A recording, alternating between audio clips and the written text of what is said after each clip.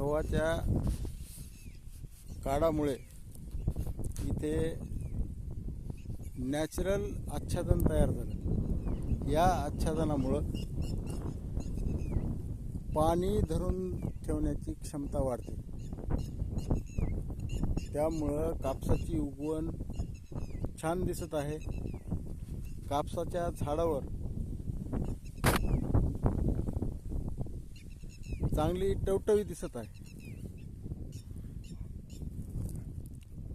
जमिनीत गव्हाचे काढ मिसळण्याचे अनेक फायदे आहेत। यातील प्रमुख फायदा, या काढाचं चांगलं कंपोस्ट खत तयार होतं आणि हे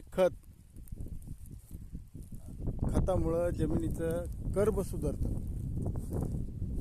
पाणी धरून ठेवण्याची क्षमता वाढते। त्यामुळे दुष्काळी परिस्थितीत पिकाचं संगोपन करणं सोयीस्कर जातं।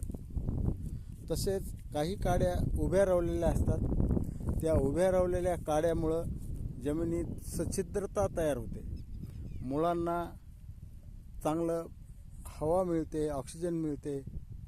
त्यामुळं पिकात रोग प्रतिकारक क्षमता चांगली वाढते।